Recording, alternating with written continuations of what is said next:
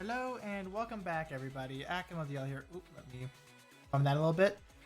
My bad. So, welcome back, everybody. So, obviously today is going to be a double upload because two things happened. All right. One of which I'm not going to do yet because honestly I'm not confident in taking on a Legend Bath. But we do have an Ask Okada. I definitely want to cover this because this does have a few things I do want to talk about. Then later today I'll talk about Annelie, or maybe Annelie will be first and the Ask Okada will be later. You will figure out if this is the first or second video of today. So I'm just gonna be quick about it. So I'm just gonna jump right into it. So immediately, we're having a player wrote in a request to increase the amount of drops for more difficult quests in Rise of the Sinister Dominion. This is something people have talked about before, mainly because it's like you gotta do like I don't know, like 50 runs in order to fully max out a win print via expert. So it does take a little bit. I think it's more like 40 to 50 max out a win print. So it can definitely be a little bit slogging in order to do so. If the rewards for the excuse me, sorry, apologies. If the rewards for master difficulty are too similar to those for expert difficulty, players may not find it worth their time to invest the additional effort required to clear the more difficult version. This is true right now, right? I have always said that Master Dominion, it's more of a challenge stage at this point. You only need a farm expert and you're fine. However, all right, when determining Rise of the Sinister Dominion rewards, our intention was to ensure that players who play expert difficulty are able to sufficiently improve their items weapons without feeling pressure to complete master difficulty. I'm fine with that. I did like that. I really did like that, especially with Master having two mono element teams. It could get very taxing very quickly on say a newer player who was trying to work up everything a little bit. It would definitely be more taxing. We will consider making adjustments to those rewards when new high difficulty content that pits against the 5 Great Worms in their primordial forms is introduced in December. So A, that's good. But B, all right, this is something that bugged me, all right? It bugged me and I'm just confused at. It says here that the primordial Great Worms are coming in December. They did not say that in the December this month. I'm just confused at why they didn't. Are they unsure? Because people do keep in mind this was November 28th. So maybe in like those like 2 days since this was done to this month, maybe there might be a delay hidden in there in that 2 day time gap. Maybe they feel like because they already said it, they didn't need to say it again. But obviously for the interview, just brought it up just as like a little reminder. I'm just confused. All right. And this honestly does bring me back to what Cygames is kind of doing right now. But I'm not going to rant about it. I'm just going to move on. But whatever. Set in December. Let's hope that it still does arrive in December. But however, making Master more prevalent, that does mean we will be getting more power creepable units pretty soon. Because honestly, auto content, all right? A lot of people do auto content, so we're more likely going to be getting lots of power creeping units in order to auto master Dominion that much easier. Even though some solo masters are fine as is, but stuff like Iblis, for example, and Lilith, I guess? Iblis and Lilith being the upper two are a little bit more on the tricky side. So we'll just have to wait and see, and fingers crossed. Alright, so moving on to the next question. I spent like 4 minutes on that question, damn. In the recent Faith Forsaken Part 2 raid event, players were able to earn rewards based on how much damage they dealt to the raid boss. I did like this, especially because this was pretty much an entire sunlight or a day. I love this. Some players enjoyed this change of pace in co-op play, but were quickly demoralized when they realized that their results would not be counted if the host left mid-battle. It was devastating, I will say that. In addition, some were frustrated that they had to wait for lengthy cinematic scenes to finish during the quest on Nightmare difficulty, especially since the event encouraged playing this quest multiple times to earn the full amount of daily damage rewards. You didn't have to? it was still just one and done because of the amount of people that were doing it. It was fine. If it was the first set of rewards, for example, where it's like 20 trillion damage, that's a different story. But no, it was one and done, so whatever. For players who prefer to play downward difficulty once a day and move on, it would be nice to have some other form of rewards, such as those based on a player's individual contribution. Okay, this I'm actually not too much of a fan of. I'm only okay with this because of how reliant that raid was on like 2 or 3 people actually bringing supports. I don't like this because that will then immediately make those 2 or 3 players not get those rewards. If not one and done, it might take like 3, maybe even 4 runs. Could be 2. It depends on how they do it. For stuff like that. So that I would not like. I think it was fine the way it was. Was it tedious? Maybe a little bit, especially when the host gave up. That was a massive pain.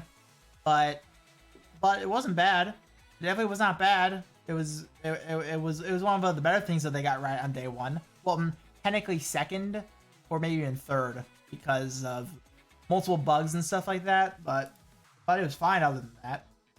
Alright, so the answer.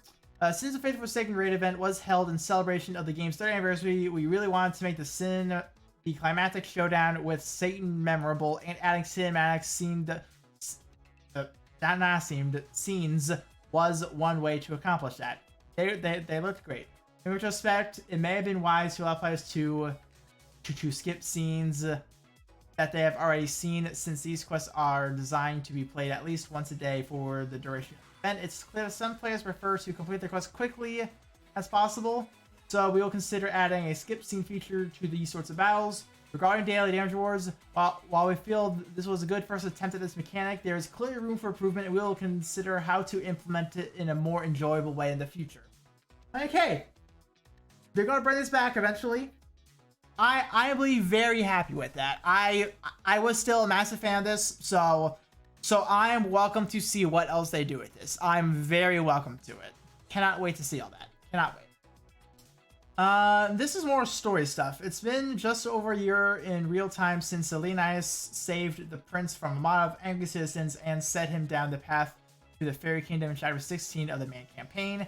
He's surely been preoccupied keeping the affairs of Alberia in order in the prince's absence, though he did find time for some fun in the sun this past summer. Yeah, that was fun. With that said, a particular dedicated fan is wondering when we will next see him in the main campaign, as he has played a considerable role in the story thus far. While it will be wonderful to have Leonidas take part in upcoming main campaign chapters, it's important to remember that the prince's other siblings also deserve some time in the spotlight. That's something. This is something I do want to point out real quick, alright? Because as we know right now, alright? As we know, like almost all of them have had something. The only ones that are like really missing a good spotlight moment is really Valix and the Mile.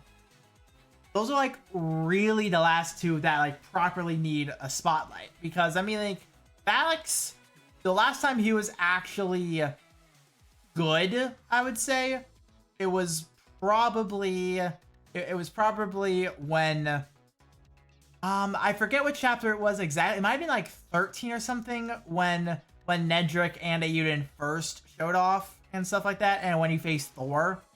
Like that chapter, I think it was 13 at least. It could have been 12. It's definitely somewhere. It might be 14. Whatever. It's definitely somewhere around there. Then Emile, they've been building him up, right? They've been building him up in the backlogs right now. All right. He's been building up. Last time Audric talked to him, it was in his adventure story. So he's getting built up right now as well. So those 2 might get a little something in the very near future, so definitely waiting on those. And Leonidas, he's fine right now. All right, like that's right. Leonidas is fine right now. For now, he will focus on maintaining peace and stability at home, while the main campaign further explores the lives of the other members of the royal family. But rest assured that you have not seen the last of the first Scion. Very, very happy about that. At least they didn't forget about him. just on the back burner.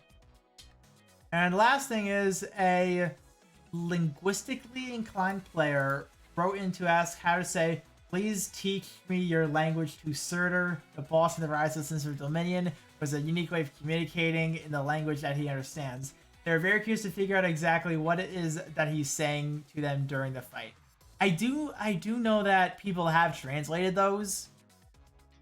It's interesting, I'll say that. It definitely does revolve around Norse stuff. I will say that it definitely does revolve around Norse and End of Ragnarok and stuff like that.